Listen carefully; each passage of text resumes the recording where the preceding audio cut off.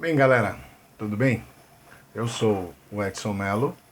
Eu estou trazendo esse vídeo para vocês para facilitar o desenvolvimento da disciplina e também para ajudar você na construção dos exercícios propostos, como o exercício de votação, as listas, a tabuada, enfim. Então, estou trazendo aqui dicas de JSP, uma revisão. Então é o seguinte, o que eu quero tratar com vocês aqui nesse vídeo? Eu vou falar um pouquinho de panorama geral sobre programação. Então esse vídeo eu estou fazendo ele sem formalidades, né? Um vídeo mais solto. E então aqui eu não vou editar nada, então se eu errar eu volto, enfim. Estou bem tranquilo, estou gravando esse vídeo tarde da noite para ajudar vocês. Aí eu acho que isso é importante, tá? Então vou falar um pouquinho de panorama geral, os objetos de request e response, conversão de variáveis, o objeto session, você vai utilizar, como utilizar ele com sabedoria no momento certo, a parte de array lists e mapa, ordenação de listas e o Java Beans. Então, obviamente que eu não quero ser muito extenso, então espero que esse vídeo aí tenha em torno de 1 hora, mais ou menos. Você pode pausar, pode fazer uma interação com os exemplos, tá? Então a primeira coisa que eu quero falar é um pouquinho do panorama geral de programação. Eu coloquei uma frase que eu gosto de falar muito, que é: programar é uma arte que necessita observação. Por que necessita observação?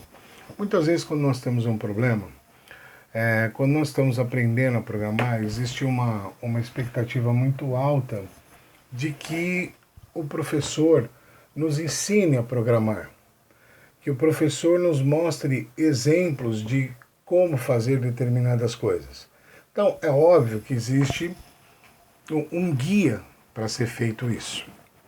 Entretanto, é bastante importante observar que a programação, ela necessita de ferramentas.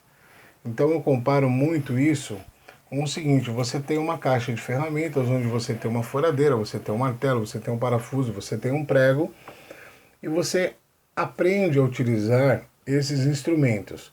É óbvio que normalmente quando nós ensinamos alguém a fazer essa utilização das ferramentas, essa utilização ela não é tão próxima da vida real.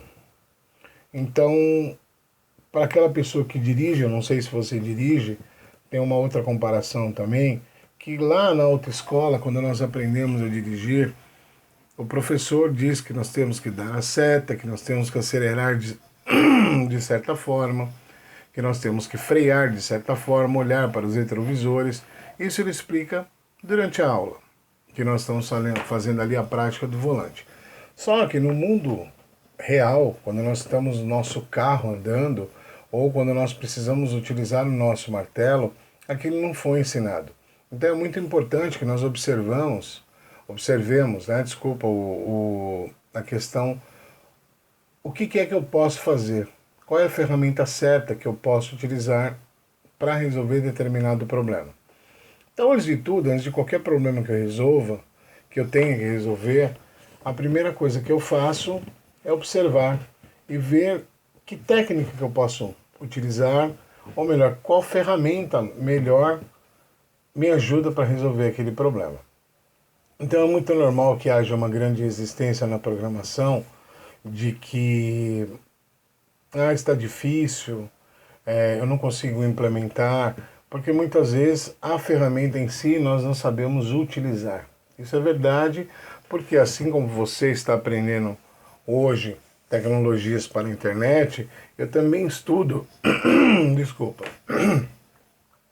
eu também estudo e aprendo também novas ferramentas, novas técnicas para solucionar problemas que antes eu nunca resolvi. Então isso é normal, nós enfrentamos. E onde é que eu coloco isso, enfim. Quero chamar a atenção em 3 pontos. Primeira coisa, em qualquer programação, você vai ter uma variável. Segundo ponto, você vai ter uma tomada de decisão. Ou seja, você vai usar um if ou vai usar um switch case. E quarta, você vai ter um laço de repetição. Isso é inevitável, porque em programação a repetição, tecnicamente, 90% da programação utiliza repetição. Então esses três fatores, e agregados a um quarto fator, que ele está inserido entre esses três, que é a utilização de vetores. Ou seja, aquilo que você aprendeu lá em algoritmos e lógica de programação, a caixinha, onde você tem um índice, dentro da caixinha você tem um valor, ou seja, um conjunto de caixinhas, isso faz parte do desenvolvimento. E é realmente muito importante, porque nós vamos utilizar isso no nosso dia a dia com muita frequência, tá? Uma outra coisa que eu quero chamar a atenção é o seguinte, esse vídeo eu vou, como eu disse, ele vai ter mais ou menos aproximadamente 1 hora, e eu acredito que eu vá fazê-lo em 2 partes. Até por questões de fazer o upload no YouTube, enfim, o processo é um pouco demorado, eu tenho que fazer uma pequena edição de áudio, dar uma melhoradinha na voz, porque eu não estou gravando com equipamento profissional. Eu estou gravando aqui para vocês verem, para compartilhar com vocês. Estou gravando com um fone de ouvido, com um celular e com o meu notebook. Enfim, então é o seguinte, vamos partir para as coisas que nos interessam, que é fazer o quê?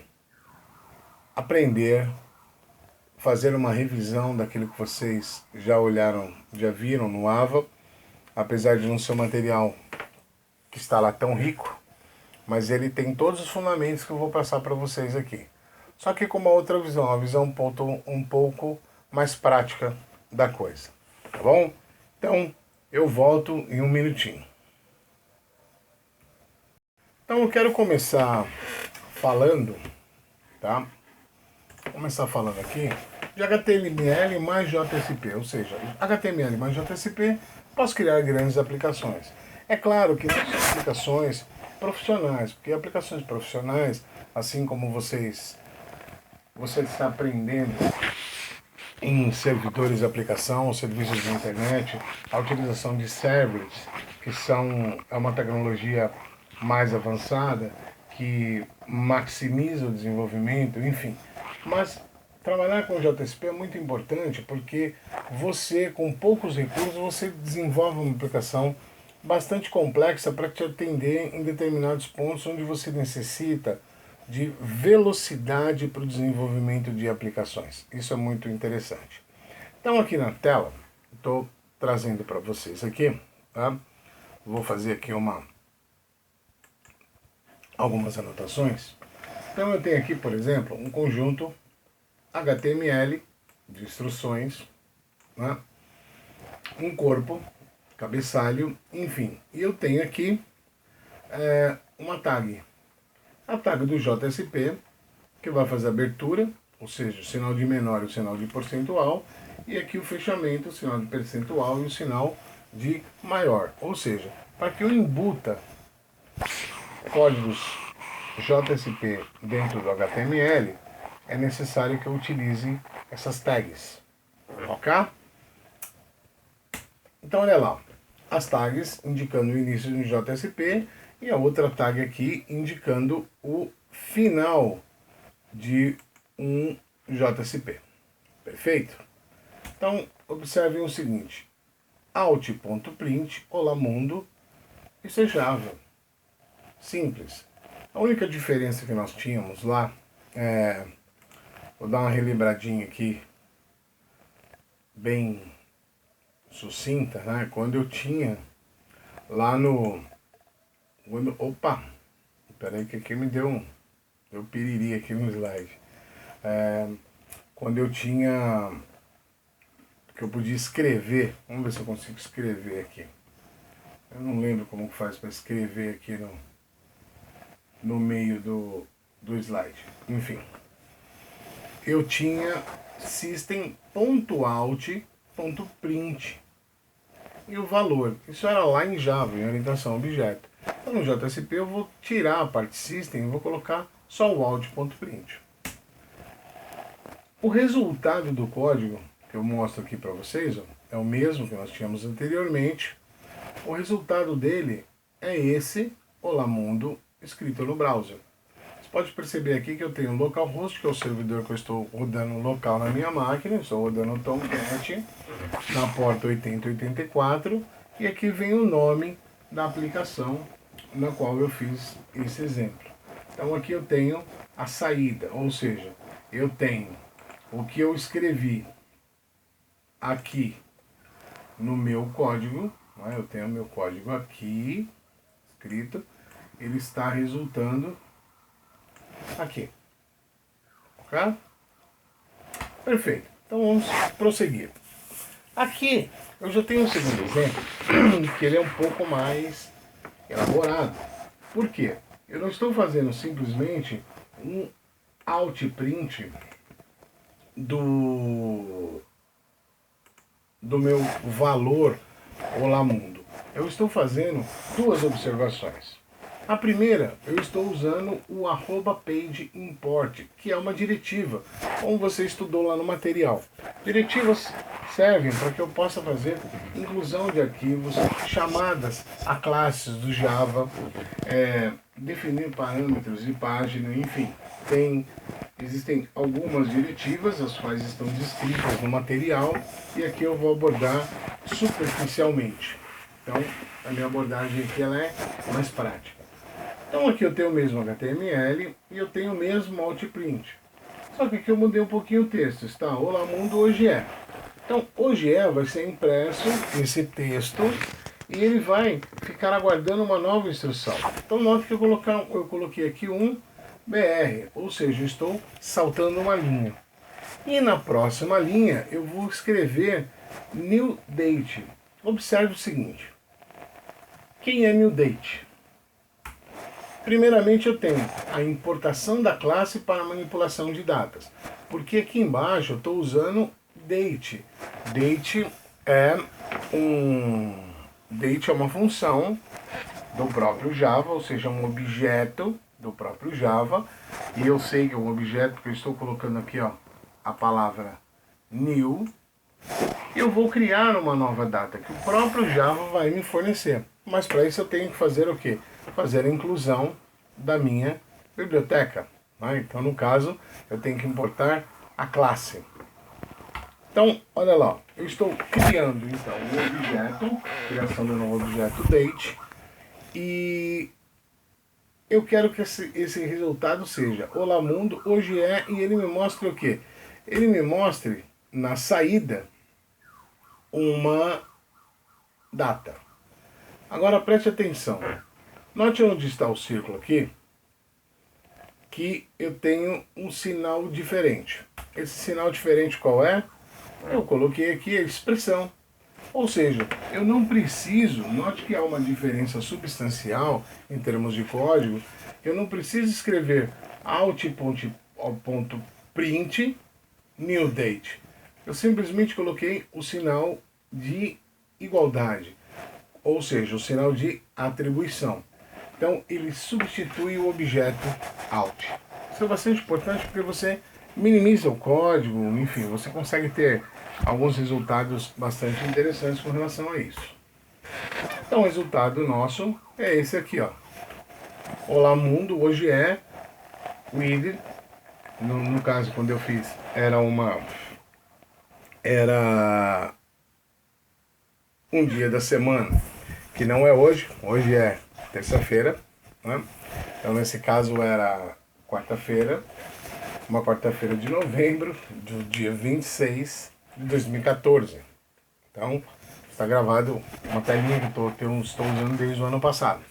Então note que eu tenho aqui nessa linha out.print Olá Mundo, que é esta linha,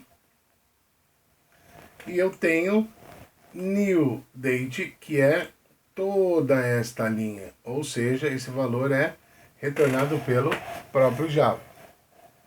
Então eu posso utilizar isso, por exemplo, olha, eu preciso no meu sistema retornar apenas o dia da semana ou o dia do mês. Como é que eu faço? Professor, tem um exemplo? Sim.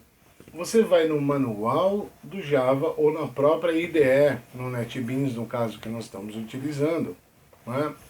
E quando eu falo que eu quero date, ele me mostra algumas opções. Então nós vamos ver um pouquinho adiante como que eu pego dia, mês e ano, sem trazer o dia da semana e a hora. Então a partir daí você já sabe que quando você precisar trabalhar com data, você vai trabalhar com o objeto date. Perfeito? Vamos lá então, continuando. Então, alguns atributos importantes sobre page, @page. Eu posso importar pacotes e classes ou seja, pacotes do próprio Java, classes do próprio Java. Eu tenho @page session, que vai indicar que eu vou utilizar numa sessão na página. Nós vamos olhar, como eu disse no tópico, um pouquinho à frente. E o page encoding define qual é o caractere que eu vou usar da página, ou seja, se for em português, 88, é ISO 8859-1, se for o TF8, enfim. Aí um detalhe importante que eu quero chamar em relação a essa técnica de page encoding.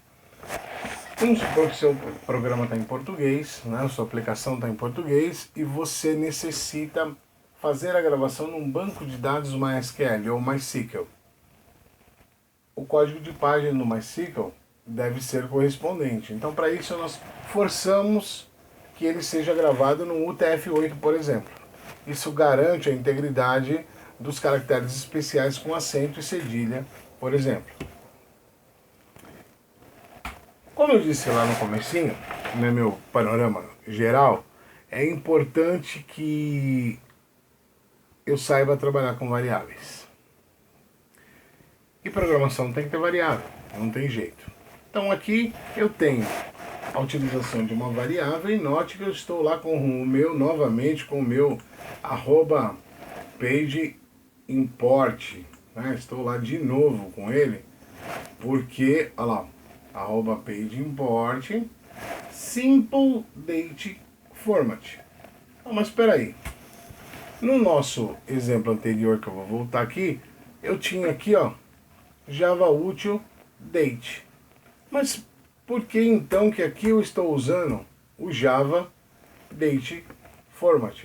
Porque você vai perceber que o Simple Date Format é uma forma simplificada de trabalhar com data. E o Java já dá isso para mim. Então eu não preciso ficar reinventando a roda. Basta eu conhecer os dispositivos que ele próprio me fornece. Mas perceba também que eu estou chamando aqui, ó, importando o Java Util Date. Por quê? É a partir dele que eu vou simplificar a data. Lembra que a nossa data era uma data bastante complexa, uma data bastante grande, né? Então aqui eu não quero isso. Eu vou querer uma data pequena. Ou seja, eu vou formatá-la. Então, para isso, eu estou colocando na variável dia uma variável inteira. Ou seja, eu vou querer apenas quem? Apenas o dia. Olha lá. Aqui, ó, sumiu porque tá com a fonte branca, mas ele vai retornar apenas o dia. Então eu estou guardando nessa variável de toda aquela extensão que ele me mostrou com o object newDate, que por sinal, né, o newDate está onde? Está aqui. Percebeu isso?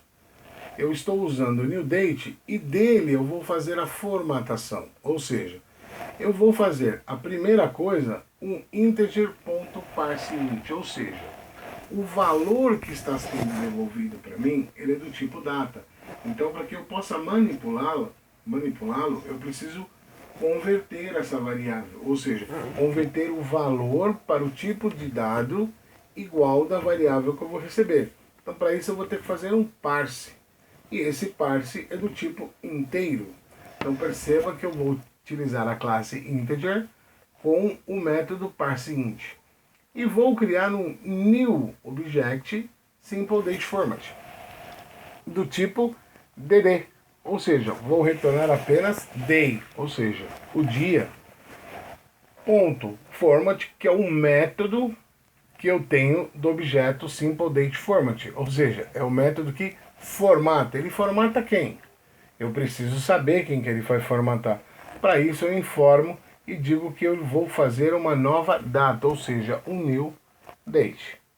E aí eu vou ter out.print, olá mundo, hoje é dia. Qual vai ser o dia? Dia 26 é o dia que eu fiz esse print de tela. Ou seja, perceba que já mudou, já foi alterada a característica daquele date anterior, que era uma string gigante trazendo diversas informações, e agora eu tenho só o dia. Eu poderia trazer o dia, eu poderia trazer o mês, eu poderia trazer o ano, enfim, toda aquela grande string que via desde o Wednesday até o ano, eu poderia fragmentá-la simplesmente usando aqui, né, no meu método, alterando o tipo. Ou seja, para você saber qual é o tipo, os tipos que existem para serem manipulados, basta você olhar no Javadoc, no manual dele, porque são diversas opções. E sinceramente, a documentação está lá para nós olharmos, porque de cabeça eu não sei todas, então muitas vezes eu preciso de determinadas especificidades de utilizar um determinado método que ele me proporciona e eu vou olhando documentação. Isso é uma prática bastante normal, ok? Prosseguindo, eu quero começar aqui falando com os objetos implícitos, ou seja, são aqueles objetos que eu não preciso fazer import, beleza? Então, objetos que eu preciso fazer import, como date, como listas, eu necessito usar o @pageimport. Quando eu trabalhar com objetos implícitos, eu não preciso fazer isso, porque eles já estão disponíveis para mim.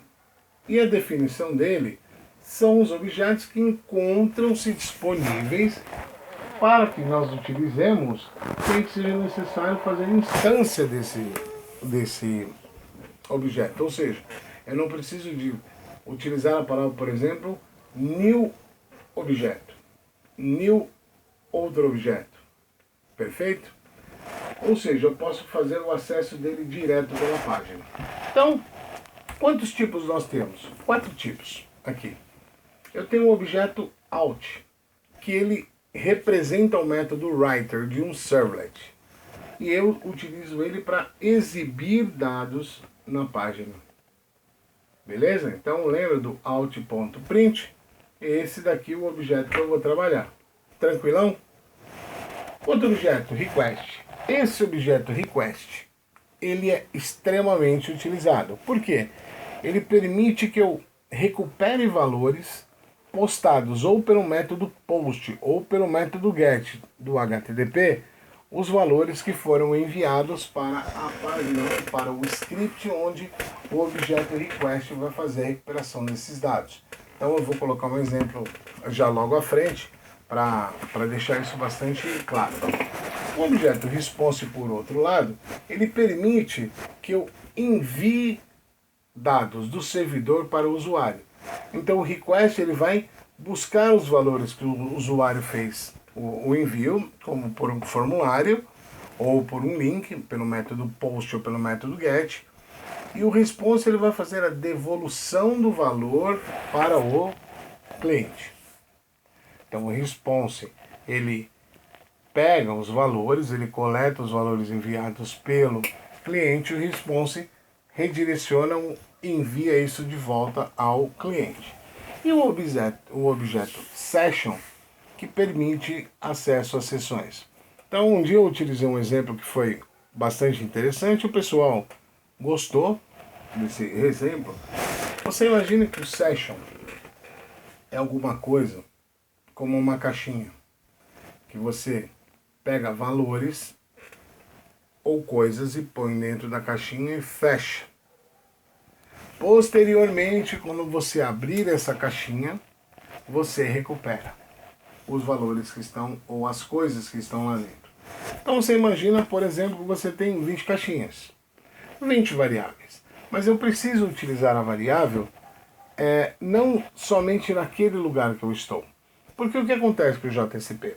Se eu tenho uma página aqui, outra página aqui, e eu quero enviar valores daqui para cá, eu posso fazer pelo método post. Mas imagina que eu envio daqui para cá e eu quero enviar daqui para um outro local. O problema é que eu não tenho mais essa informação aqui, eu não tenho mais esse dado aqui que foi enviado pelaquela primeira página, pelaquele primeiro script. Então eu pego uma caixinha, coloco tudo dentro e mando para frente. Quando chegar lá na frente, eu recupero essa caixinha e abro, mas eu tenho que saber o que? O nome dessa caixinha.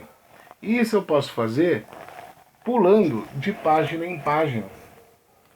Isso é a utilização do objeto session, porque uma variável, como você aprendeu lá em algoritmo, lá em Java, ele tem escopo global dentro da mesma classe ou é uma variável local dentro do mesmo processo, ou seja, um laço for, um laço while ou até mesmo um if. Se você criou dentro da estrutura interna, não há visibilidade externa. Por isso que muitas vezes nós temos que criar a variável externamente. E você aprendeu que a utilização de variável global é bastante complicada em aplicações complexas por conta de você se perder, enfim, de ter N problemas com relação a isso. Legal? Então vamos lá. Um exemplo do request. O que eu tenho? Aqui eu tenho um formulário simples que tem um campo. Esse form tem o nome de teste e ele tem o action. O action é o quê? Para onde esse formulário será redirecionado? Ou seja, para onde eu enviarei os valores que estão contidos nos campos desse formulário, eu tenho que designar o local. E esse local eu dei o nome de página 2.jsp pelo método post. Então, só de você bater o olho, você pensa assim: puxa, eu preciso pegar o valor que eu vou mandar desse formulário e usar lá na outra página. Como é que eu faço isso? Muito bem, você vai fazer utilizando um objeto request, no caso do JSP. Então eu criei o formulário e lá dentro eu tenho dois campinhos. Um campo do tipo texto, campo nome, que recebe o name dele é nome, e um outro que é o idade.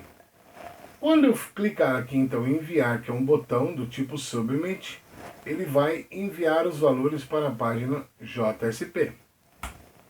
Olha lá. Então, destacando os campos aqui, onde eles estão destacando, e agora você tem um formulário, né, que foi preenchido. Então, eu preenchi aqui com o meu nome, Edson Melo, minha idade, e quando eu clicar no botão enviar, que é este botãozinho aqui, ele vai ser redirecionado para uma outra página. Qual a página? Página 2.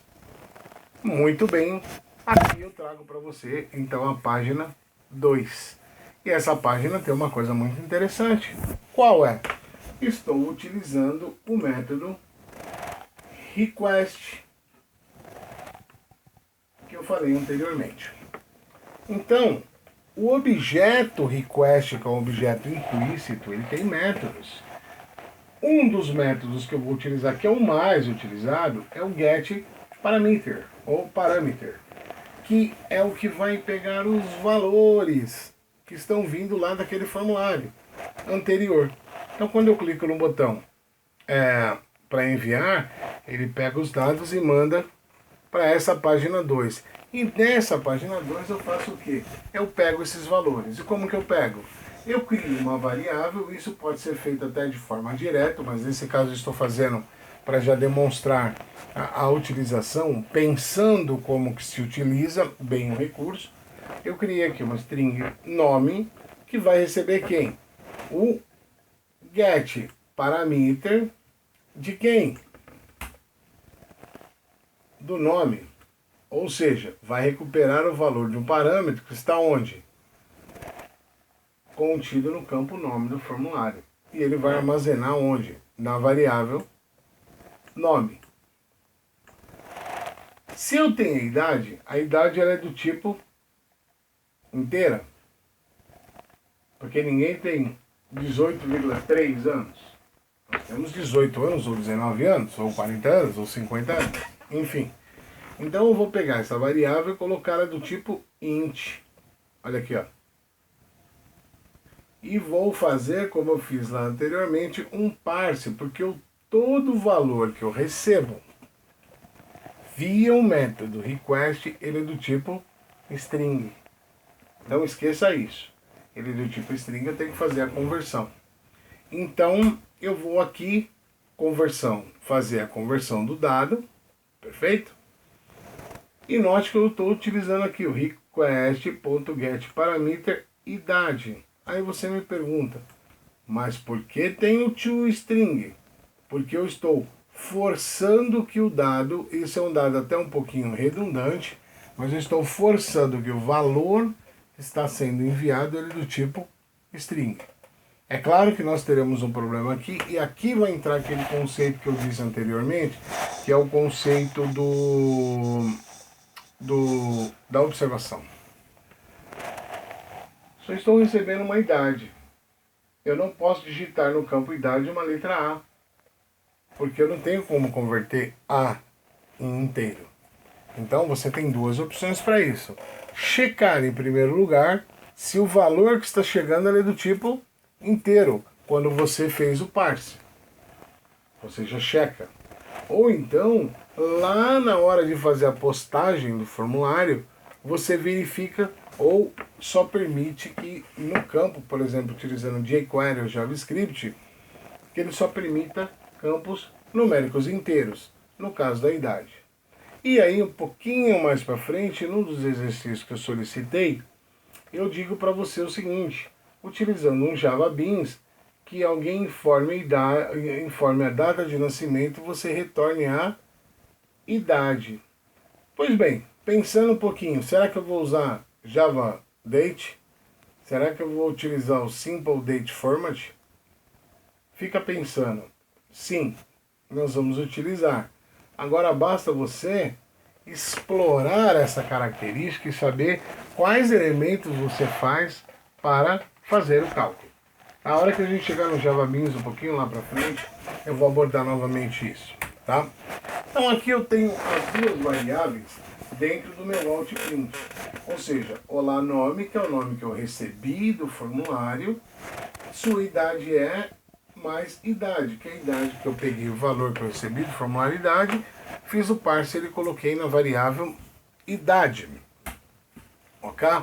O resultado então é olá Edson Melo, que é o valor que eu coloquei. A sua idade é 44 anos. Então, com essa ideia, você pode pensar, por exemplo, onde que eu utilizaria isso? Por exemplo, eu vou utilizar no login. Ou seja, eu vou ter que informar alguma coisa, ter que digitar a entrada do login e da senha e enviar para algum local para que eu faça essa comparação. Então, nesse momento, eu vou usar quem? O request.getParameter. Perfeito? Então, todo esse código que está aqui dentro desse bloquinho, né, como eu disse anteriormente, já o material fala isso, tudo que está aqui é um scriptlet. Ou seja, são códigos Java embutidos dentro do HTML. Perfeito?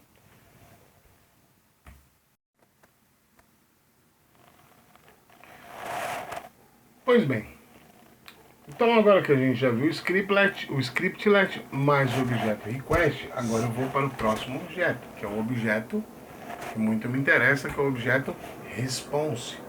Mas vamos entender uma coisinha sobre sessions, tá? Antes disso, o que são sessions? Lembra da caixinha que eu expliquei? Agora uma teoria um pouco mais consistente. Visa efetuar a manutenção do estado do cliente. Ou seja, eu posso identificar um cliente, um usuário, exclusivamente. Por quê? Eu crio uma session e nela eu coloco um código que reconhece esse cliente. E quando eu digo cliente ou usuário, é aquele que está fazendo a navegação dentro do meu sistema. e eu posso recuperar esses dados posteriormente. Lembra da caixinha? Que eu pego a caixinha daqui, coloco a caixinha para lá, eu estou olhando aqui para ver se a minha gravação tá rolando o áudio, né? Porque eu fico falando aqui e ninguém vai entender nada, vai ficar uma mímica.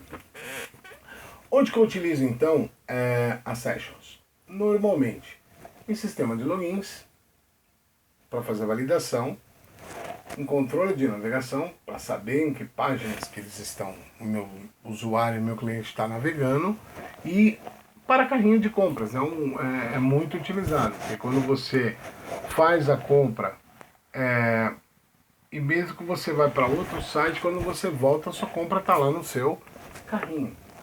É óbvio que existe uma complexidade um pouco maior quando você trata de aplicações de maior complexidade, que você não vai ficar deixando tudo nas sessions, porque a session é um espaço que está na memória, e a memória é volátil. Então, em aplicações um pouco mais complexas, nós fazemos a persistência desses dados e recuperamos posteriormente. Entendido? Eu acho que essa parte ela é um pouco complexa, porque tem alguns detalhes em que você está trabalhando com os dados não do lado do cliente, você está trabalhando do lado do servidor, porque as sessions, elas ficam do lado do servidor, não do lado do cliente. Mas, por outro lado, eu acho que quando você entende o conceito de session, você começa a perceber o poder da utilização. Também tem que ser aquele negócio, né? Use com moderação, porque toda session ocupa um espaço em memória, tá? Pois bem, agora a gente vai juntar tudo. E eu trouxe aqui a história do login. Então nós vamos falar um pouquinho dessa história do login. Pois bem, e agora? O que eu faço? Eu tenho um problema. Então aqui eu estou trazendo um problema de programação. Ou seja, o problema não é de programação. O problema é do quê? É um problema que eu preciso corrigir ou solucionar uma determinada situação. Para isso eu vou usar minha ferramenta. Qual que é a minha situação? O cliente tem que informar um usuário e uma senha. Então eu já penso assim, se é um usuário e uma senha, eu vou ter que colocar o quê? Deixa eu colocar aqui para a gente desenhar, né? Então eu falo, eu vou ter que ter um espaço aqui, por exemplo, para entrar o usuário, tá? Aí eu vou ter que ter um outro espaço para colocar uma senha. Eu vou ter que ter um botão aqui, então eu vou ter que colocar assim um botão de OK. Que hora que eu clicar nesse botão, eu vou enviar esses dados para algum lugar. Muito bem, eu pensei, então eu preciso de um formulário com 2 campos. É HTML, aqui não tem Java, não tem nada, é HTML puro. Já na próxima página, ou seja, quando eu clicar em OK e for para uma outra pagininha, vou colocar aqui ó, pagininha pequenininha, né, pra gente ver. Então vou fazer assim, põe ela aqui e aqui eu tenho uma outra pagininha. Essa página vai conter o JSP, ou seja, nessa página vão ser conferidos se os dados são iguais à referência ou valor armazenado. No caso aqui, eu vou mostrar o código já já, você vai ver que os valores estão fixos, mas esse valor também poderia ser originado de um banco de dados. Ou seja, eu vou comparar dados que eu tenho armazenados em algum local e eu vou comparar com os dados que eu enviei. Então, lembra lá que eu disse? Variável, laço e decisão. Lembram disso? Foi isso que eu falei no começo. Aqui eu estou usando o quê? Já vou colocar uma comparação, vou fazer um if. Se tudo ocorrer dentro do esperado, ou seja, se os valores forem iguais, ele vai pegar o código JSP e vai guardar a informação do usuário numa seção. Para quê? Ele vai mostrar posteriormente. E eu redireciono, aí eu vou juntar tudo, né? O objeto request com o objeto response com o session, Ou seja, eu estou com 3 técnicas dentro da mesma aplicação. E é uma aplicação muito pequenininha. Eu vou redirecionar o usuário para outra página. Então, do servidor, ele solicitou uma página, eu vou redirecionar ele para outra página. Então, vamos ver como fica esse código. Lá vem o código. Pois bem, está aí o código do formulário, com o campo usuário e senha. E notem que eu tenho aqui ó, uma coisa chamada MSG. Percebeu aqui? Ó? MSG. E está com uma expressão. Lembra? Sinal de atribuição é uma expressão. E da onde será que está vindo esse MSG? O que eu vou fazer com isso? Então a gente vai ver logo logo, tá? Pois bem, aqui está a minha página que tem o JCP. Ou seja, voltando aqui novamente, notem que eu tenho o action para login JSP. Então, ó, lá atrás, ó, vamos pegar lá minha pagininha. Essa pagininha aqui é o login.jsp, tá? Aqui eu faço o quê? Declaração das variáveis. Variáveis, lembra lá do comecinho? String usuário, request quem? Get parameter usuário. Vamos trocar aqui, vamos pegar o marca-texto. Olha lá, get parameter, request, get parameter usuário, que é o primeiro campo. Request, get parameter senha, que é o segundo campo.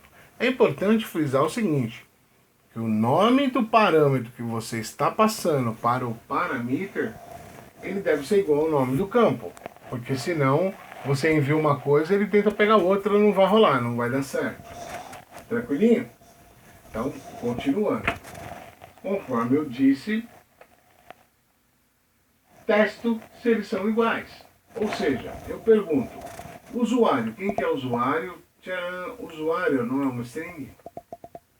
Existe um método da string, né, do objeto string, que eu criei um usuário aqui, ele é do tipo string.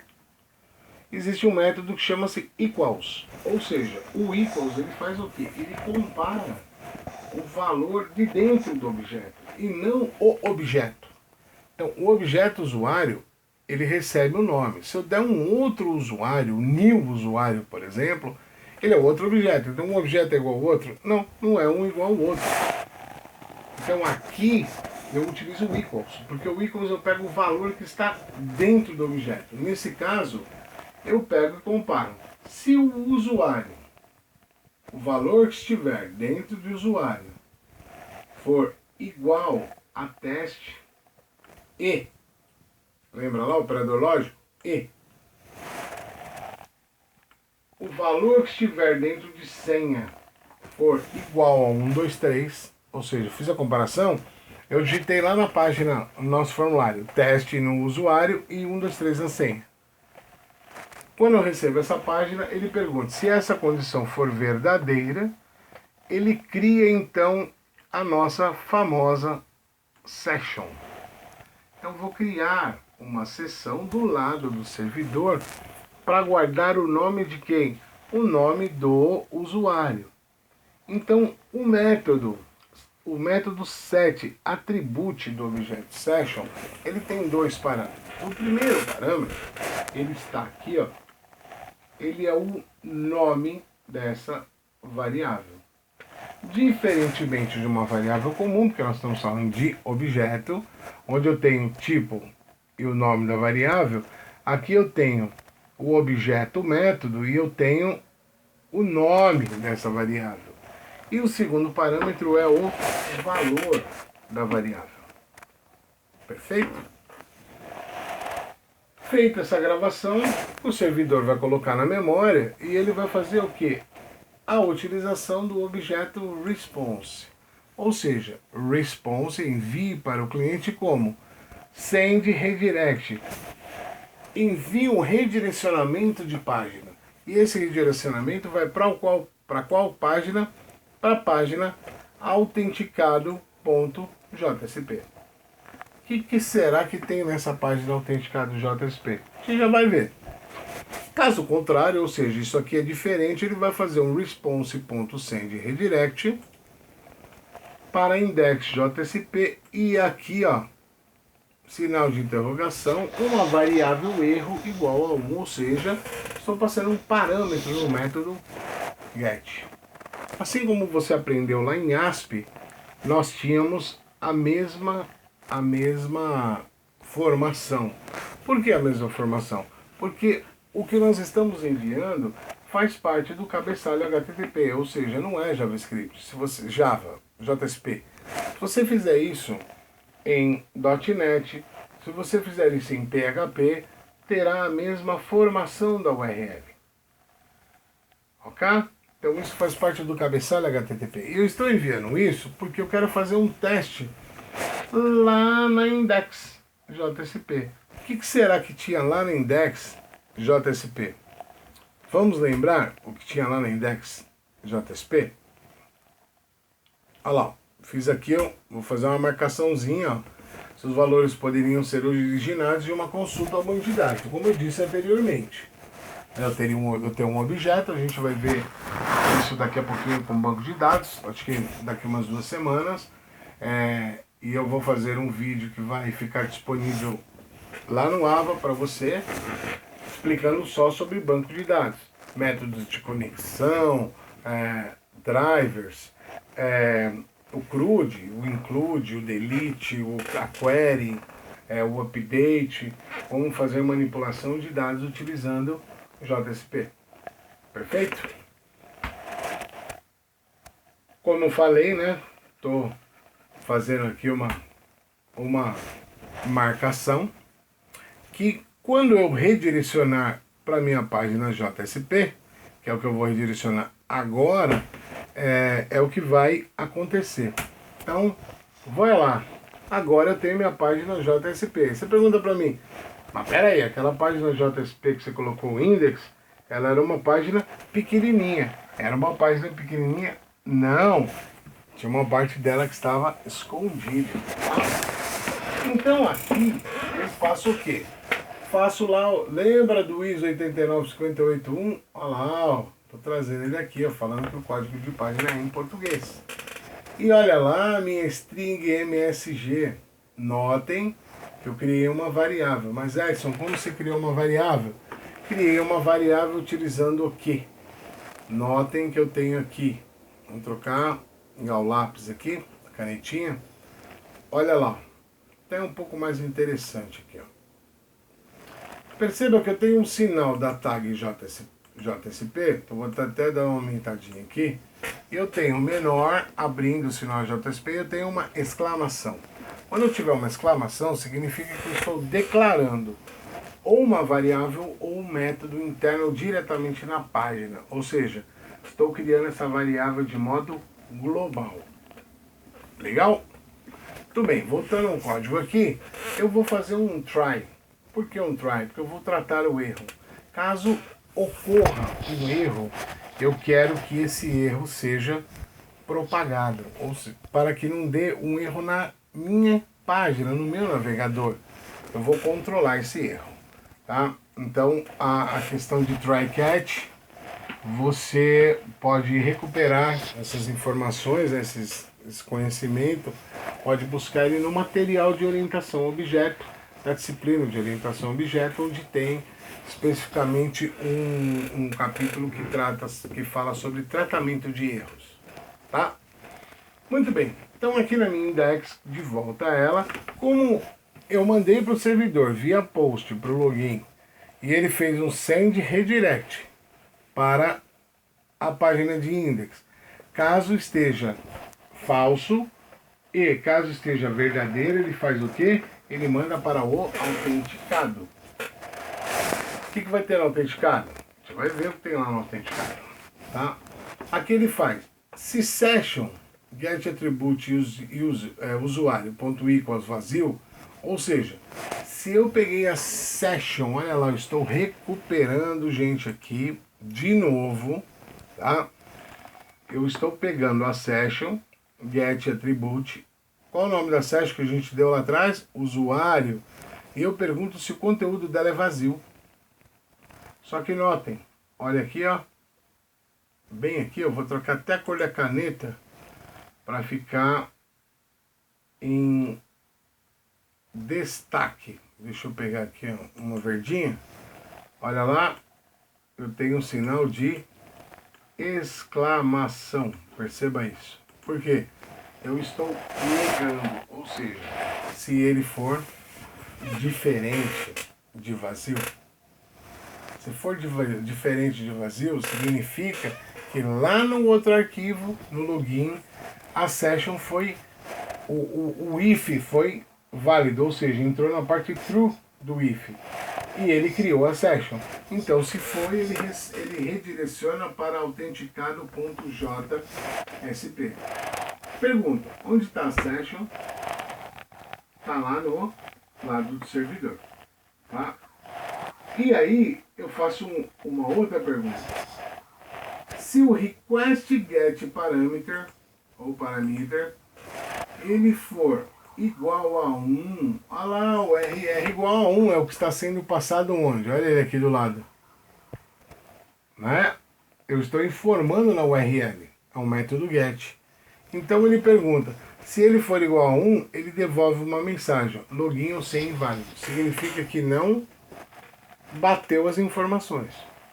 E aí eu faço o tratamento da exceção, ou seja, se tentar acessar diretamente essa página, porque muitas vezes o usuário tenta acessar essa página diretamente, digitando lá na URL o nome da sua aplicação, por exemplo, /index.jsp logo no início. Mesmo que ele não tenha má intenção, que nesse caso não é má intenção, porque ele está pegando um index, ele tem que tratar um erro, porque se não tiver, aí vem um grande detalhe. Se a session não estiver criada, vai gerar um erro. E esse erro vai aparecer no browser. Nós não queremos que um erro apareça na nossa aplicação para o cliente, porque isso é, de certa forma, decepcionante. Beleza?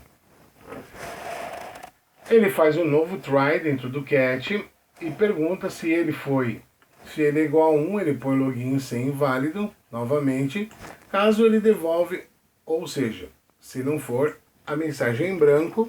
E uma segunda exceção, que é uma exceção dentro dessa exceção, ele traz a mensagem em branco. Muito bem, Edson, mas está complicada essa coisa de exceção de try catch. Isso você precisa estudar um pouco, você precisa rever isso. Porque faz parte da sintaxe, da estrutura do Java. Legal? Pois bem, então olha lá, as duas variáveis, né, que eu estou lá testando o URR, né, se houver um erro, ele vai fazer o tratamento. Agora vem essa página que eu quero mostrar, estou ansioso para mostrar a nossa página, qual a nossa página de, deixa eu apagar aqui, não ficou muito boa aqui essa cor, né? Dá pra ver nada? Enfim. Vamos pegar o amarelinho mesmo. Tá aqui, ó. O autenticado. Vamos pegar o marca-texto amarelinho. Oh, meu Deus do céu, tá difícil. Marca-texto amarelinho. O que eu tenho no autenticado no JSP? É a minha próxima página. E tá aí ela. Se tudo deu certo, ou seja, o login sem igual, o autenticado apareceu. Olha lá que interessante.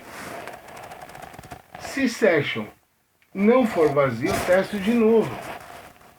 Para saber se ela existe ou não. Mas notem que o try tá lá. Ó.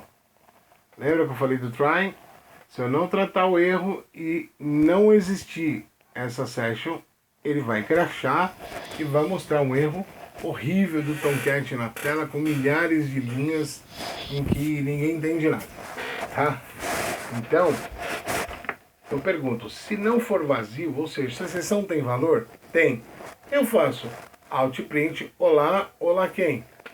Olá, pego o valor da session, faço um toString, ou seja, transformo ela em texto, forço ela a ser um texto.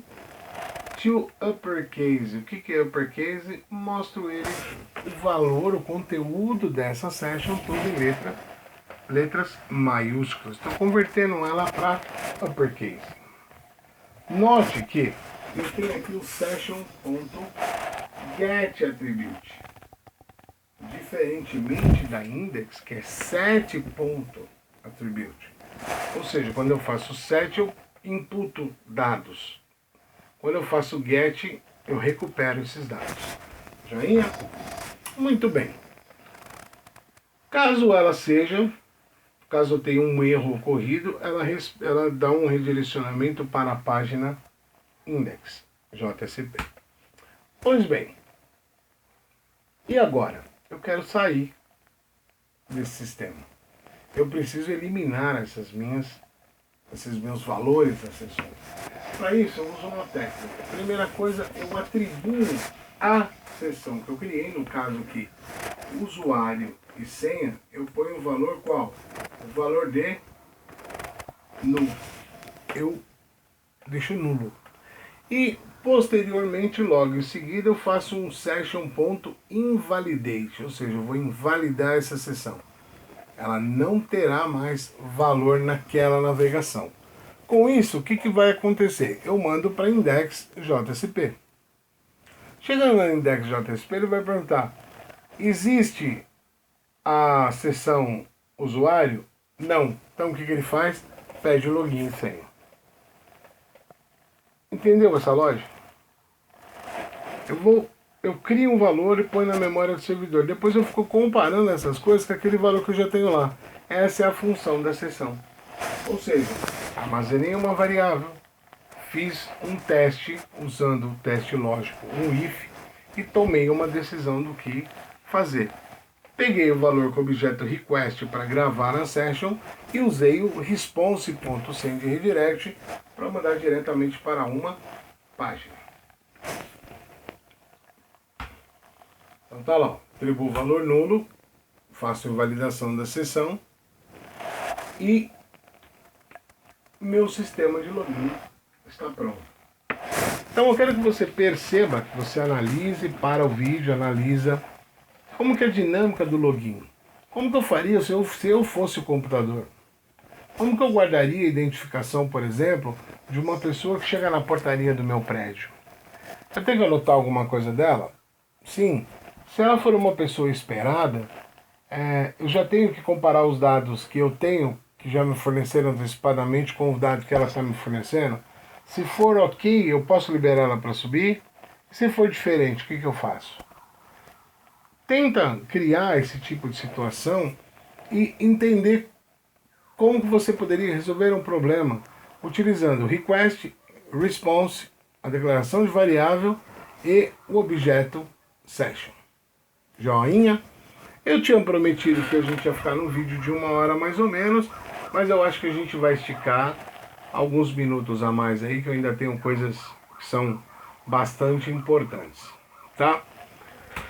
Então eu tenho aqui, tem mais coisa que vai vir por aí. Agora a gente vai mexer com uma coisa aí de ArrayList, de map. São coisas rápidas, muito interessantes, mas que a gente usa assim demais. E vai entrar o meu terceiro, foi com essa mão, né? Terceiro princípio, né, que a gente sempre usa, são os laços de repetição.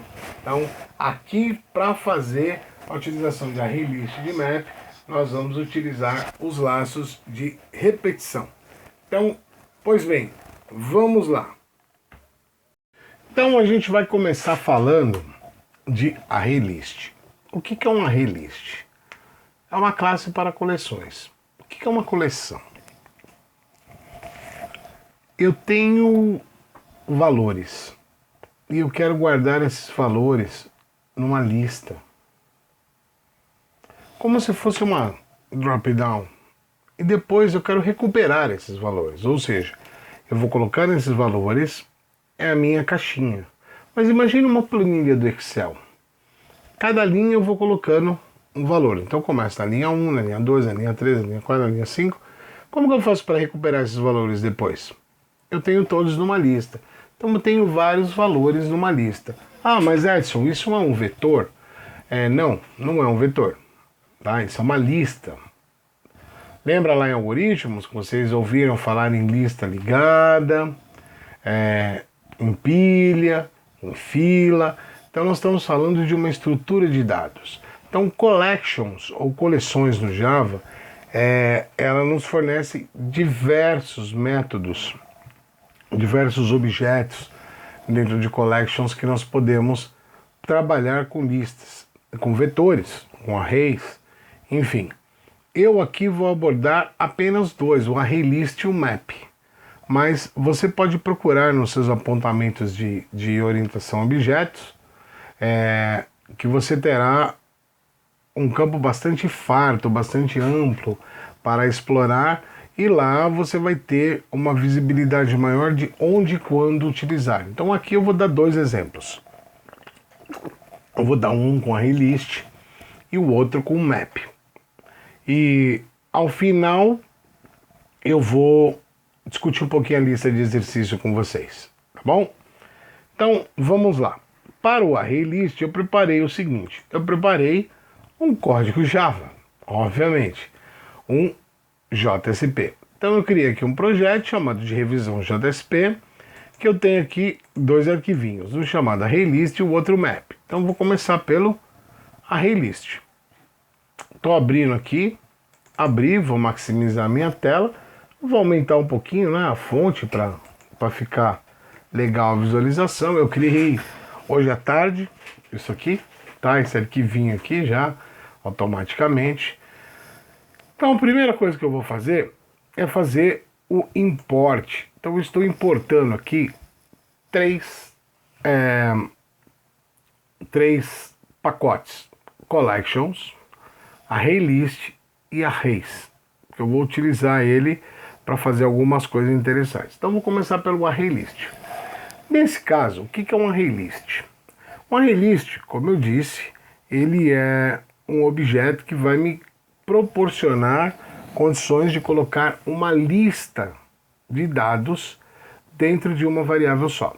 Então olha aqui. Primeira coisa que eu vou fazer, eu vou declarar um ArrayList do tipo dentro do daemon, né? Então nós temos essa estrutura que eu vou colocar aqui, ó. Essa estrutura chamada de daemon, tá? Ou seja, é um diamante, parece um diamante, né? Essa estrutura, ela faz o quê?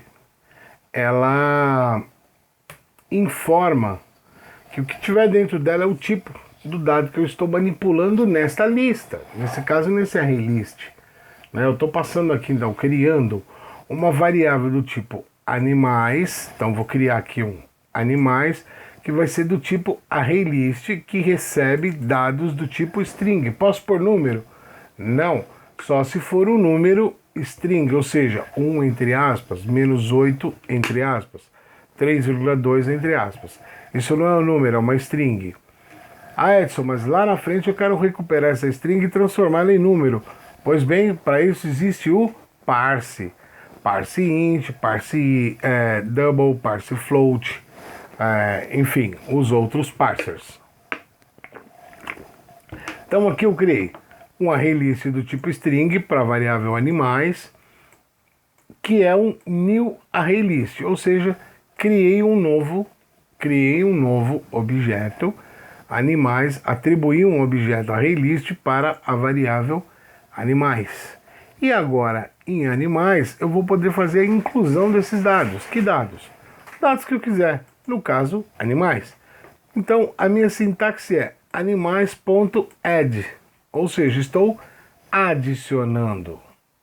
Perfeito? E entre parênteses aqui e entre aspas, eu coloco o meu animal. Então, note, eu peguei animal, cachorro, e adicionei um cachorro na lista. E aí eu fiz aqui simplesmente para mostrar para você a saída disso. Estou fazendo Altprint adicionando cachorro, ou seja, estou pondo um cachorro na lista, tá? Vou ter aqui Altprint, aí nessa linha, Altprint arrays.toString e recebe como parâmetro animais.toArray, ou seja, desmistificando tudo isso. A parte mais interna aqui, animais.toArray, eu pego o animal que eu tenho e vou colocar ele num array, no vetor, dentro dessa lista, só para mostrar que ele está sendo inserido gradativamente, tá? E eu transformo tudo isso em string, para quê? Para poder fazer a saída no navegador, tá? Tá confuso? Um pouquinho confuso? Então olha lá, eu peguei isso aqui, ó, arrays.to, animais.toArray, peguei todo o valor e coloquei dentro de um vetor. E aí eu pego o objeto array com o método toString e transformo tudo isso numa string e apresento no navegador. Isso eu fiz para quem? Fiz para o cachorro, para o cavalo, para o gato, para o papagaio, para o jacaré e para a zebra. Tá? Então até aqui, ó, eu fiz só, olha lá, ó, diminuí um pouquinho aqui, né? Daqui até aqui, ó, eu fiz o quê? Fiz a inclusão na minha lista dos meus animais. Perfeito?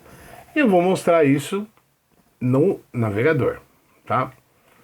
Prosseguir no código, eu fiz aqui, eu saltei 2 linhas e escrevi ordem de entrada, ou seja, ordem de entrada é a forma que eu fiz o método add ou add para o animal. Então eu entrei primeiro com o cachorro, depois com o cavalo, depois com o gato, papagaio, jacaré e por fim a zebra. Eu vou mostrar essa lista como? Com a entrada que eu fiz. Ou seja, eu vou imprimir um debaixo do outro. E para isso eu vou usar o que eu disse que a gente usa muito, é laço de repetição. Para isso eu vou usar um laço do tipo for each. O que esse laço for each faz? Eu digo qual é o tipo de dados, qual é o tipo de dado que eu quero manipular. Então eu quero manipular uma string, ou seja, meu animal é uma string, porque minha lista é uma string. O meu animal também é uma string. Então tá lá, pegar aqui, por exemplo, animais add zebra. Então a zebra é do tipo string. Coloco 2 pontos informando para o laço que eu vou percorrer quem? Animais. Muito bem, quem são animais? Animais é o nome da minha lista. Olha lá, ó. Array list animais. Então eu criei uma lista com o nome de animais. Então, recapitulando, eu faço um laço para percorrer todos os animais e a cada animal que ele encontrar, ele armazena na variável animal. E aí eu faço um outprint animal. Então eu mostro o que está lá dentro da lista. Aí eu pus um BR simplesmente aqui para quebrar a linha, tá? Aí eu peguei e criei mais 2 linhas. Eu pulei mais 2 linhas e coloquei agora ordem crescente. Muito bem, o que eu vou fazer? Eu vou ordenar a minha lista. Então nesse momento eu consigo pegar os valores que tem uma entrada aleatória, ou seja, valores que eu fui colocando ali, e eu tenho condições de ordenar. Para isso eu vou usar o collections, por isso que eu fiz um import aqui de collections. Eu vou fazer collections.sort. De quem? Sorte de animais. Então ele vai fazer para mim sozinho isso. Ele vai ordenar. E aí o que eu vou fazer? Eu vou percorrer novamente. Perceba que a estrutura é a mesma do for each que eu tenho aqui, ó. Ela é idêntica a essa aqui. Só que dessa vez os dados que estão aqui, ó, em animais, eles estão ordenados. E eu vou fazer a impressão deles. Agora vai mudar a ordem deles, tá? E quando eu uso o sort sempre vai ser em ordem crescente, de A a Z, do menor para o maior. Quando eu quiser ordenar inversamente, eu vou usar o collections.reverse e informar qual é o nome da minha lista. Ou seja, ele vai pegar e vai colocar em ordem do maior para o menor. Novamente eu vou percorrer a minha lista. Porque não é uma lista, então eu não tenho um valor sempre debaixo do outro, Se ele reordena para mim, eu preciso percorrer a lista desde o começo até o fim para poder ver para ver os dados que estão lá internamente. Perfeito? Pois bem, e aí eu coloquei lá no final, só aqui uma demonstração, mas daqui para lá eu já não faço mais a impressão, tá? Eu tenho alguns métodos que meu objeto animais, porque meu objeto animais ele é do tipo ArrayList. Então eu posso, se eu tenho um animal aqui ADD, ou seja, se eu tenho um método que adiciona a lista, eu tenho também um que remove. Para remover basta eu dizer qual é o número desse elemento, ou seja, se eu tenho 10 elementos da lista, eu tenho de 0 a 9. Se eu quero tirar o macaco, e o macaco é o 6, então eu vou fazer animais.remove 6. É o número do macaco na lista. Legal? Então o ArrayList ele é utilizado nessa situação. Então o que eu vou fazer aqui? Eu vou executar o meu arquivo. Eu não vou executar o projeto porque cada arquivo aqui ele tem uma característica diferente. Então estou fazendo aqui a construção do Tomcat. Tá um pouquinho lento porque eu estou fazendo em tempo real, né? O Tomcat não estava startado. E eu estou usando o Camtasia aqui para fazer a gravação desse vídeo. E eu estou fazendo ele em alta definição.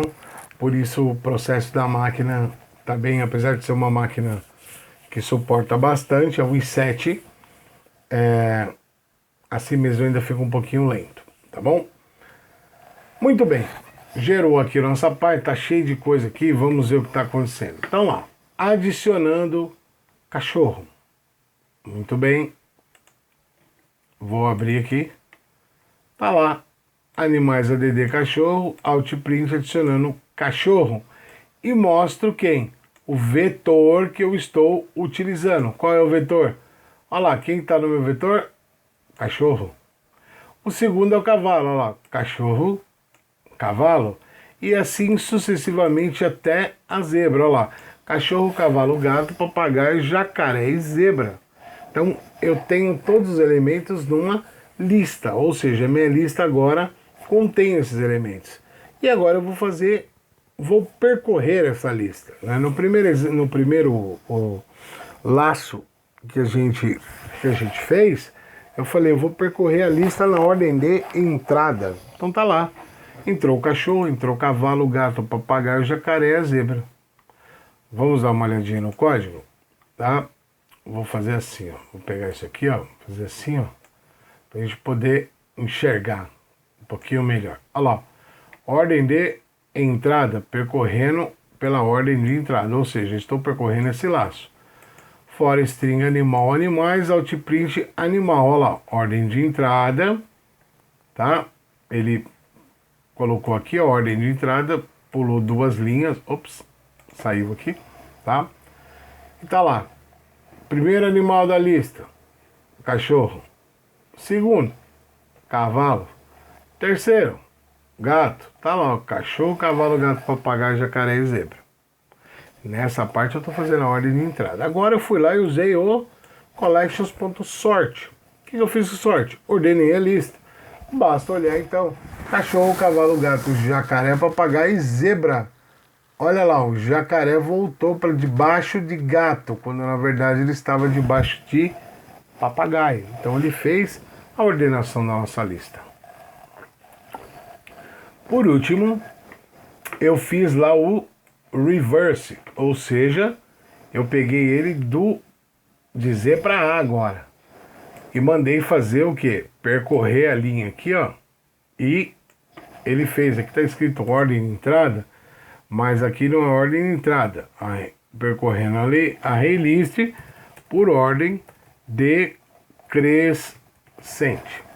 Tá? Tá lá o zebra, papagaio, jacaré, gato, cavalo e cachorro. Enfim, isso é o que o ArrayList pode fazer por mim. Ah, mas Edson, eu posso usar ele em outras situações? Claro que pode. Você pode colocar número, você pode colocar um objeto que vem de um banco de dados. um objeto DAO, por exemplo, ou um model, né? Enfim, a gente vai ver isso um pouquinho no outro vídeo. A gente vai analisar a utilização de listas com um banco de dados, tá bom? Muito bem, então nossa array list nós matamos, né? Agora, quem que eu tenho? Eu tenho um map. O que é o map? É uma lista que permite que eu utilize um índice para cada valor. Perceba que num array list, então vamos voltar aqui, ó. Num array list, eu simplesmente pegava o valor aqui, ó. Animais.add cachorro. Mas eu não dizia onde que eu queria colocar. Que parte que eu quero colocar. Então aqui eu estou colocando ele numa lista. Só que essa lista é do tipo, vou abrir aqui, do tipo mapa. Ou seja, o mapa, ele faz o quê? Eu vou ter igual a array list, eu preciso declarar o tipo de dados, só que tem um detalhe.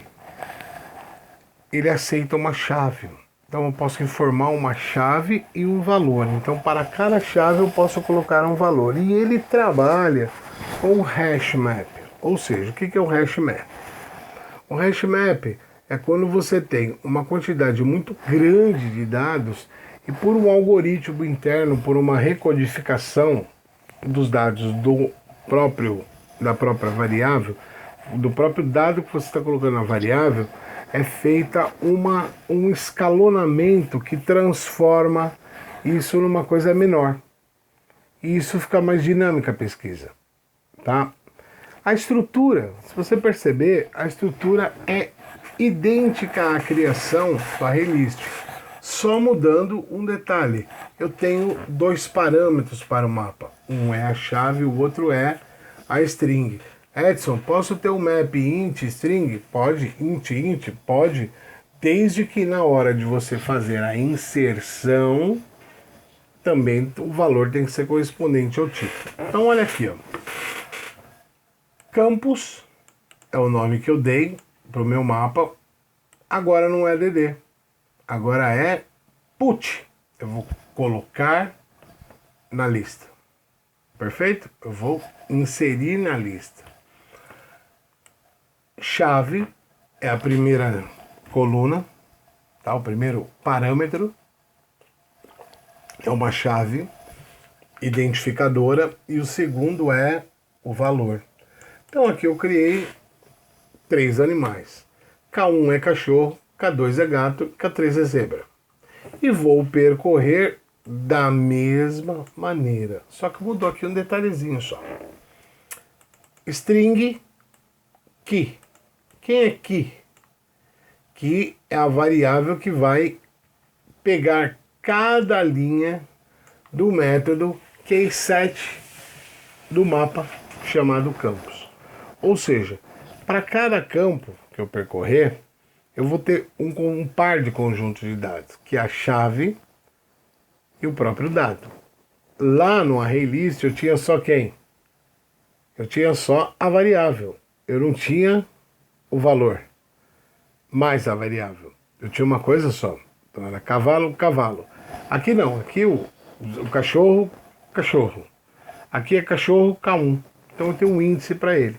Então isso aqui é muito interessante para você utilizar, porque você pode amarrar um índice a ele. E toda vez que você for fazer alguma coisa, você percorre atrás desse índice, que é muito mais rápido do que você percorrer atrás do valor que está guardado nessa lista. Tá joinha? Então lá, percorri, estou fazendo um outprint de quem? Da chave e do valor. Então lá, campus get quem? Get key. Olha lá, get key é o key que está aqui, né? Então o que acontece? Eu vou pegar a chave e o valor disso. Então a utilização de mapa é isso, é simples. Você utilizando essa estrutura você consegue realizar diversas coisas, resolver diversos problemas, tá? Eu vou rodar esse mapa aqui pra gente ver o carinha rodando, né? Funcionando. E tá lá. Eu tenho na minha lista cachorro, gato e zebra. K1, K2 e K3. Ou seja, eu coloquei esses valores.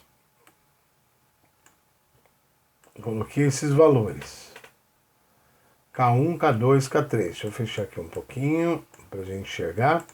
Coloquei K1, K2, K3, K1, K2, K3 relacionado a cada animal e percorri a lista e mostrei, né, o valor que está sendo retornado aqui. Cachorro, gato e zebra. Joinha? Então, pessoal, essa questão de lista, né, do array list, do mapa, eu acho que está bem tranquila. Eu acho que agora você tinha alguma dúvida, eu acho que eu tentei esclarecer da melhor forma possível, com um exemplo bastante prático. Então você reveja esse exemplo aí. Enfim, eu vou minimizar essa telinha aqui, tá? Quando que eu uso array list? Quando que eu uso o map? Simples. Eu uso array list quando os dados que eu estiver colocando na minha lista forem do tipo simples.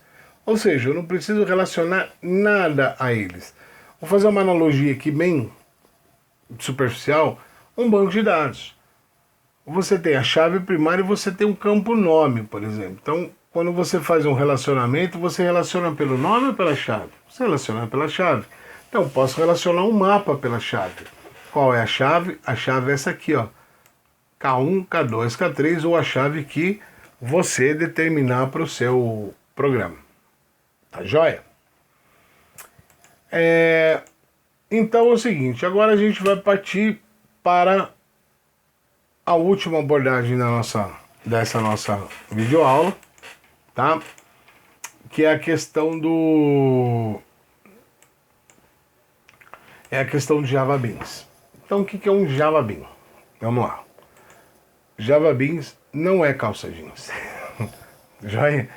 Java Beans são porções de código Java, ou seja, é uma classe em que você manipula dados com Java puro e pode ser instanciado através do @pageimport. Ou seja, são pedaços de código que eu vou transformar em arquivos bytecode dentro do meu servidor e eu vou fazer a manipulação por meio deles. Muito bem. Edson, um Java Bean é igual a um Bean? É igual ao Bean. Aquele que você está aprendendo em MVC, lá na aplicação de serviços de internet. Então você não tem o model, o view e o controller. O model, o DAO, o controller, eles são Java Beans. O controller, eu diria que ele não é um Java Bean. O controller, na realidade, é um servlet. Então eu posso definir como Bean o model e a persistência, por exemplo. Isso vai depender muito também de como você está fazendo essa programação, tá? Mas um Bean basicamente é uma porção de código. Então eu trouxe aqui para vocês um sistema de login. Deixa eu ver se é esse aqui que eu trouxe. Um sistema de login utilizando o Bean. Deixa eu só ver se esse é o cara, porque ele está aqui comigo agora. Estou abrindo ele agora. Estou abrindo o acesso. Estou abrindo o cara aqui. Meu login, o meu sair. E eu tenho o meu login, é o usuário. Perfeito. Então eu vou pegar fechar meu map aqui. E aqui eu vou trabalhar com o Bean. Opa! Senão sai da tela aqui, ninguém enxerga nada. Eu tenho o Bean aqui. Muito bem, eu criei uma página index, que essa index ela recebe o seguinte. Eu criei aqui na primeira linha o quê? Uma variável chamada contador. Private int contador, ou seja, ela só tem validade em qual página? Na página atual, na index.jsp. Fiz lá, tela de login com session, total de acessos, contador mais. Ou seja, cada vez que essa página for acessada, o contador vai adicionar 1. No meu formulário, ele faz o envio para o login JSP tem um campo usuário e tem um campo senha. Ou seja, se eu estou mandando para login, eu quero analisar o que tem em login. Então essa página ela tem um scriptlet. Aí é onde nós vamos começar a ter a visão do JavaBeans. O JavaBeans ele faz o quê? Eu mandei para a página de login. Minha página de login vai fazer o quê? Ele vai importar uma classe usuário. O que é esse usuário? Esse usuário ele é um bin. Muito bem, isso é um bin. Tá? Por que eu sei que é um bin? Eu estou serializando ele. Então toda a classe bin ela deve ser serializada. Tá? Eu vou trafegar dados com ela aí em modos serializados para poder recuperar esses dados posteriormente.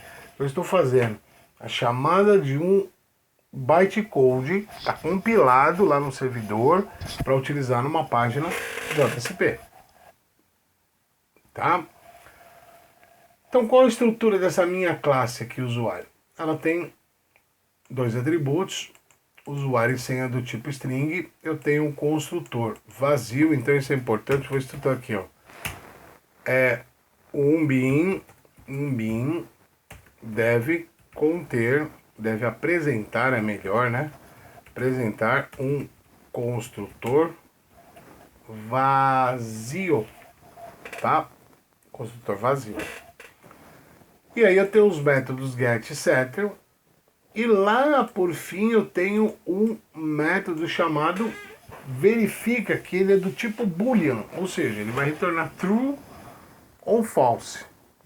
Notem que lá naquele primeiro exemplo que eu fiz de login, eu testava dentro do JSP se usuário e senha eram iguais.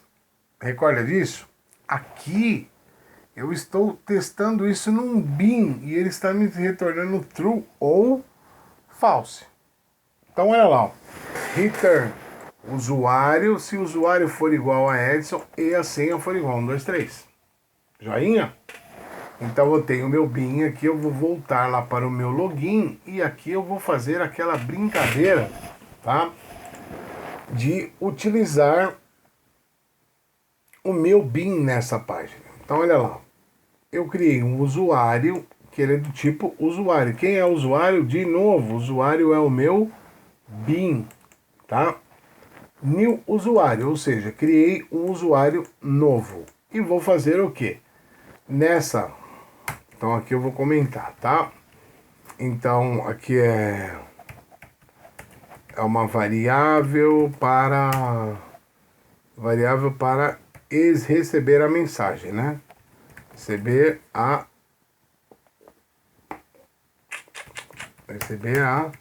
mensagem enviada. Qual mensagem? A gente vai ver, tá? Isso aqui é o quê? Isso aqui é uma instância do objeto usuário. Tá? Aqui o que eu faço? Recupero os dados postados. De onde? Os dados postados do formulário. Tá? Aqui o que eu faço? Passo os valores, ó, passo os valores para quem? Para o bin. Quem é o bin? O bin é o bin usuário, tá? Login e senha. Note, login aqui e senha. Login e senha. E aí eu faço a utilização daquele método que eu tenho aqui, usuário, chamado verifica. Olha lá. Se o usuário verifica, ou seja, se for true, ele pega a mensagem e diz: olá, usuário.get, usuário, da orientação objeto. Ele pegou lá o método get usuário, colocou em letra maiúscula, tá? E vai mostrar na tela para mim. Caso contrário, ele diz else login inválido. E essa mensagem que eu estou colocando aqui, que é a mensagem que eu declarei lá em cima, estou fazendo ela aqui estou mostrando ela aqui. Então, na verdade, essa aplicação faz o quê? Vamos rodar a aplicação, tá? Eu vou executá-la. Ela faz o quê? Olha lá, tela de login com session, tá? Na verdade, essa tela de login, ela não é com session, ela é com Java Beans, tá? Errei aqui, ó, a escrita, tá? Tá lá, vou fazer assim, com o Java Beans. Já melhorei a coisa aí, né? Então lá, se eu clicar em enviar, ele me dá um erro. Qual o erro? Login inválido. Por quê? Porque ele foi até o usuário e tentou verificar isso. Ele conseguiu? Não, ele não conseguiu. Porque o login tem que ser Edson e a senha 123. Vou voltar. Total de acessos na página, 1. O que é esse 1? Olha lá, gente, o contador. Tá? Então vou colocar agora o usuário Edson e a senha 1, 2, 3. Olá, Edson. E vou voltar. Deixa eu olhar uma coisa aqui.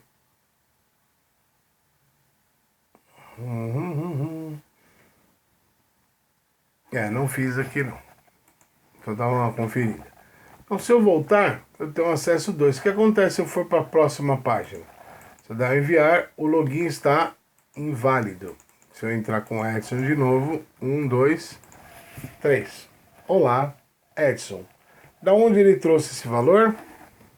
Ele trouxe o valor que eu digitei. Então, vou colocar assim, ó.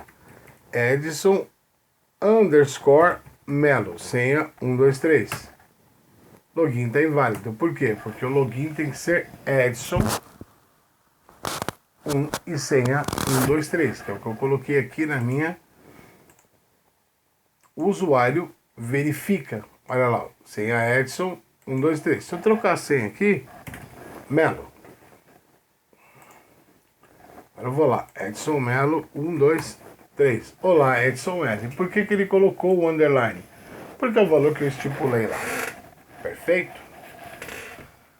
Então, pessoal, para você, para todos que vão assistir o vídeo, que estão assistindo o vídeo, essa foi uma revisão, tá? Sobre a utilização dos recursos de JSP, joia? Como eu disse, eu fiz esse vídeo de forma um pouco mais contraída até, né? Enfim. Mas que o objetivo é ajudar você na construção do seu conhecimento e na realização das atividades não só da minha disciplina, mas das disciplinas conjugadas também, ok? Então é assim, eu não vou editar esse vídeo vai subir do jeito que ele está aqui, tá? E para você tirar suas dúvidas, você pode tirar pelos canais que nós temos no AVA. O que eu quero discutir com vocês aqui agora, bem rapidinho, tá? É a questão das listas. Então nós temos uma atividade prática, é um sistema de votação. Vamos pensar um pouquinho comigo. Lembra que eu tenho que observar? Eu falei? Então eu vou fazer lá. Quais são os meus requisitos? Um eleitor só pode votar uma vez em uma eleição. Se ele só pode votar em uma vez, posso usar... O que é melhor? Usar um map ou um relist? Eu prefiro usar um relist, tá? Mas como que eu recupero os dados e comparo com ele dentro da relist? Eu vou ter que percorrer o relist. Ou seja, eu vou ter que fazer um laço do tipo for each, como eu mostrei nos exemplos, tá? Então isso é interessante porque é o seguinte: se o eleitor votou, eu ponho numa lista. Quando o outro vai votar, eu comparo e pergunto se ele está na lista. Se ele estiver na lista, não pode, que ele já votou. Então aqui eu vou usar uma relist. Mas como que eu faço isso para várias pessoas votando teoricamente na mesma página, tá? Isso não é um sistema multiusuário, é um sistema monousuário. Então dessa forma eu enxergo o seguinte: pô, uso uma session aqui, guarda a lista numa sessão. Joia? É uma dica boa essa. Diz que um candidato só pode ser votado por vez. Posso colocar a votação do candidato numa lista? Também posso pôr numa lista. Então procura desenhar o problema e até simula isso com pessoas. Como que eu faria isso lá quando você vai votar? Como que funciona a parte de eleição lá para vocês? Quando você está na fila, esperando para votar, você tem que dar seu documento, enfim, tenta trazer essa analogia e falar: o que será que eu uso? Eu uso o IF para testar se votou ou não? Eu uso um for para saber se todo mundo, comparar com todo mundo, tá? Essa é uma dica. E aí, obviamente, os outros requisitos, né? Você vai descobrindo. Porque não adianta eu fazer um sistema similar para você, porque fazendo um sistema similar você não vai quebrar a cabeça, você não vai conseguir buscar novos recursos para você tentar solucionar a sua aplicação. Tá bom? Então, basicamente, neste exercício, você vai usar session, arraylist, for, comparação. Esses 4 elementos. E claro, tem as variáveis, 5 elementos. Sobre a lista, vou falar rapidinho. Primeiro, desenvolver uma aplicação receba um número. É uma tabuada. É uma tabuada, eu preciso usar lista? Não. Dicas, são 2 laços, um dentro do outro aqui. Tá? 2, desenvolver uma calculadora simples que faça cálculo de 2 números, mas ela tem que ter memória temporária. Memória temporária, então cada cálculo eu tenho que guardar o anterior. Quem eu uso? Session. Lógico. Vou usar uma session aqui e guardar o resultado na session. Lembra do parse int na hora de recuperar o valor? Essa aí é uma dica, tá? É óbvio, gente, que aqui trabalha só com número inteiro, não precisa ser número ponto flutuante, caso decimal, enfim. Aplicação de básica, essa aqui a gente não precisa discutir. Aplicação que simula o login utilizando session. Olha só. O exemplo que eu dei de session só faltou uma coisa. O exemplo que eu dei aqui de login com Java Beans só faltou uma coisa. O quê? Session. E lá atrás eu já dei um login com session. Basta você pegar e fazer as modificações que esse exercício 4 solicita. O 5 é desenvolver uma calculadora que efetue as operações básicas utilizando Java Beans. Após o cálculo, deverá ser apresentado apenas o resultado da operação. Então é o seguinte, o Java Beans ele não tem um método, como o meu método verifica, ele tem o método resultado. Você pode colocar isso lá. Vai ter que pensar um pouquinho, tá? O 6, não precisa falar nada, né? Tá lá, usar o array list. Então, esse aqui é explícito, isso aqui tem que usar array list. Não pode ser outro, tem que ser um array list. Pode ser map? Não, tem que ser array list, né? Você vai receber uma sequência de dados de entrada, mesma brincadeira. Pega o valor recebido, põe na lista, põe na lista, põe na lista, põe na lista. Lembra do cachorrinho? Lembra dos animais? Tá aí, é o mesmo exemplo, basta reproduzir agora aquele exemplo com essa proposta, tá? Tá até aqui o exemplo do que está pedindo para entrar, o que está pedindo para sair, né? Aí o 7, você vai ter que usar nomes usando Java Bean Session, e aí eu vou ter que buscar um determinado nome na lista e remover se encontrar. Lembra lá do lista.add? Então eu vou ter um lista.remove. Tem isso no exemplo também. Então pense nesse exemplo, eu acho que vai te dar aí legal para você conseguir resolver. E a 8 é utilizando o JavaBeans, você desenvolve uma aplicação que vai receber uma data. Lembra lá o primeiro exemplo? Falei que no final a gente ia discutir, vamos discutir isso agora. Eu vou ter que apresentar extenso por outra página. Isso aí eu quero que você procure na internet, tá? Porque isso não é JSP, isso é Java. O JSP eu só estou pedindo para implementar a funcionalidade de uma classe externa, que seria essa classe que calcula o extenso, para você fazer a resolução. Lá no final, quando a gente resolver essa lista, etc e tal, esse exercício 8 eu vou passar para você com a resolução dessa questão de escrever o nome por extenso. Tá joia? Então, é o seguinte. Eu vou ficando por aqui, tá? Eu quero que você faça um request get parameter do seu estudo. Pegue o seu estudo e o seu send redirect para o seu sucesso. Quanto mais você estudar, mais você vai aprender. E eu digo o seguinte, não se preocupe com eu não consegui resolver o exercício, eu não consegui, isso vai me dar uma pontuação, uma nota baixa. Eu não quero que você se preocupe com isso. Eu quero que você se preocupe em descobrir métodos, que você treine para você realmente errar, porque é só errando que a gente aprende. E aqui é o seguinte, vocês aprendem comigo, eu aprendo com vocês, todo mundo aprende com todo mundo, isso daqui é uma grande troca.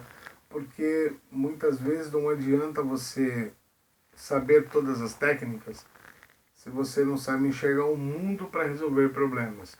E muitas vezes nós temos a solução de um problema, o grande problema é que nós não enxergamos o problema. Tá? Então, é isso aí. E estou à disposição, como sempre, lá nos nossos canais. Beleza? Até a próxima. E nós nos vemos em breve em mais um vídeo aí sobre banco de dados. Até mais.